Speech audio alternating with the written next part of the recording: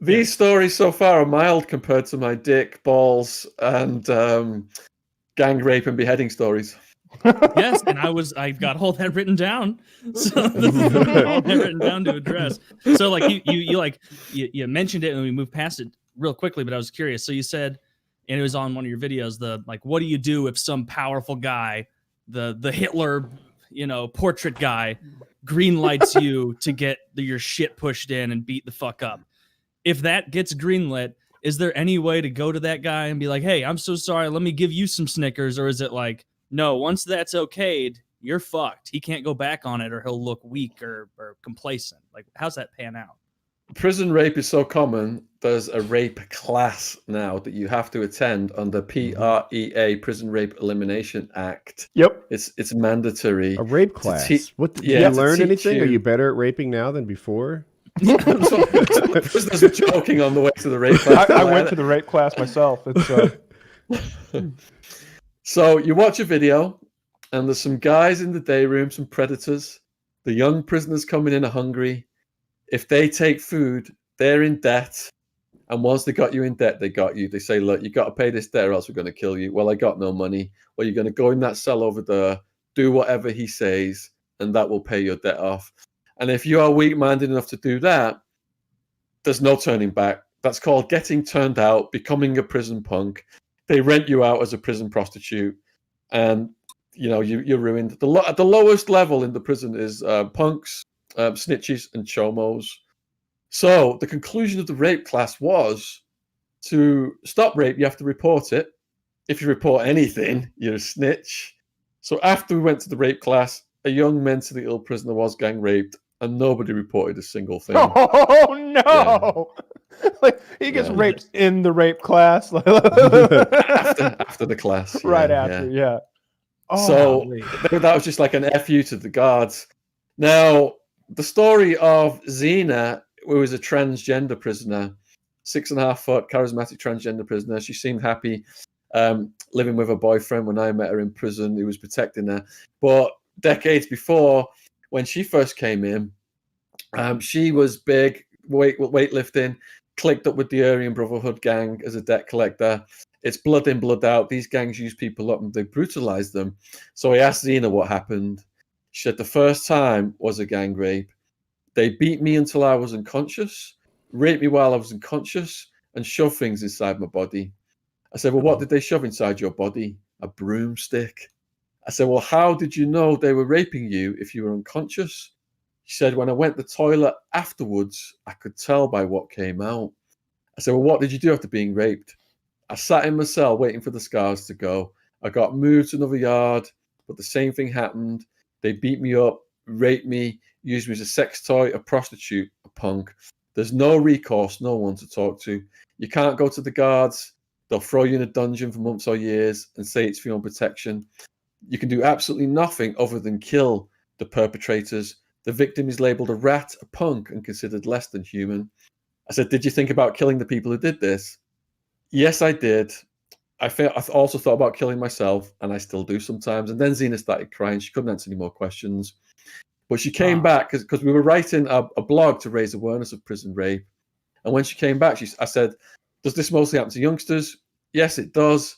But it can happen to anyone. Big, bad dudes, skinny, ugly.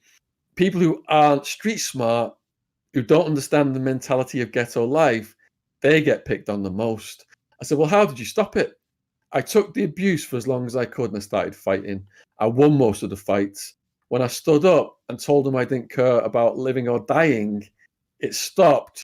You've got to be ruthless. Now, that is understatement. Zena hadn't told me the truth as to how she stopped this gang raping business because she didn't want to risk getting in trouble for what she'd done. Zena was studying anatomy, and the next 2 times the gang members came to rape Zena. The first member of the gang to put his hand on Zena plucked his eyeball out. So holy shit! So it was dangling from the optic nerve. And that's what I thought when I first heard that story. Holy shit, is that even possible? So I had a workout partner called Iron Man in prison, and he told me to join a dojo. He told me to join a dojo when I got out. So I did karate for almost 10 years. And they teach us in karate, it's called bird beak strike. You just go bam into the eyeball like that, and it comes out on the optic nerve.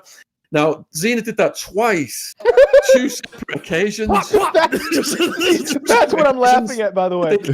They came back to rape her again, and she did it again. So what's so funny is that she plucked an eye out, and they still came back. Yeah. So they classified her as extremely dangerous because that eyeball, when you put it back in, it just doesn't go back in snugly and behave normally. The fluid coating the brain can leak through the socket, and you can die. You can be blinded.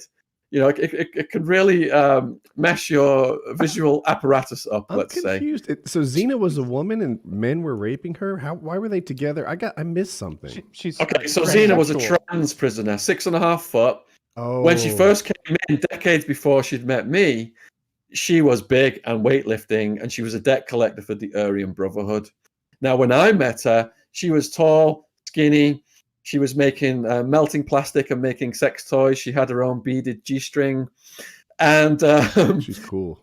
What she did was they tried to get estrogen smuggled in, and they tried to stop the other chemicals. So Xena wakes up one morning, grabs a felt tip pen, draws lines on her scrotum, drinks a cup of coffee, and without any painkiller at all, she's got the razor blade and she cuts the scrotum open. Now, the testicles are on branches called the vas deferens. So she goes into one side of the scrotum, cuts through the spermatic cord and the gristle, and she manages to cut one side off. Now, the other side must have known what was about to happen because it hid, it retracted.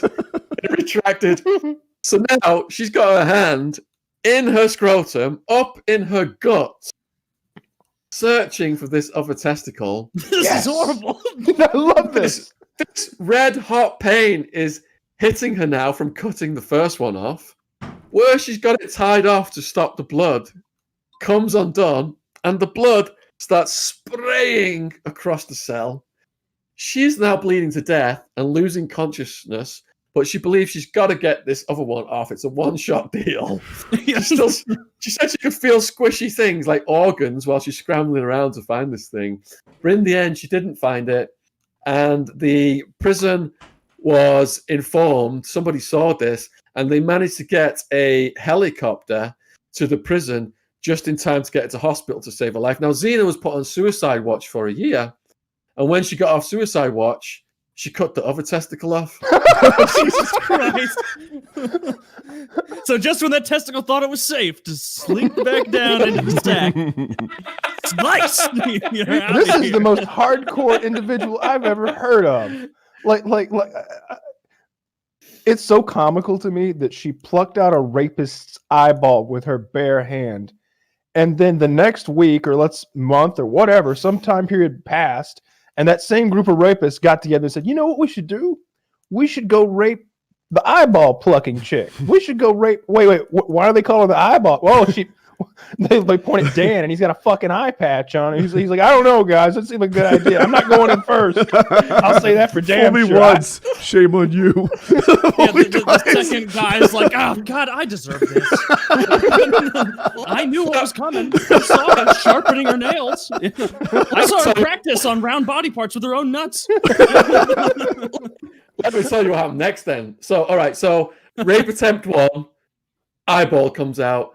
Rape attempt 2, eyeball comes out. Is she big and strong during the eye plucking, or is she the later? Yeah, she was collecting debts for the Aryan Brotherhood at that point. 6.5 foot. Okay. Yeah. That's a big. So eyeball comes out 2 separate occasions. Eyeball comes out. They classify Xena as extremely dangerous, and they move on to some of her friends. Now, one friend is gang raped.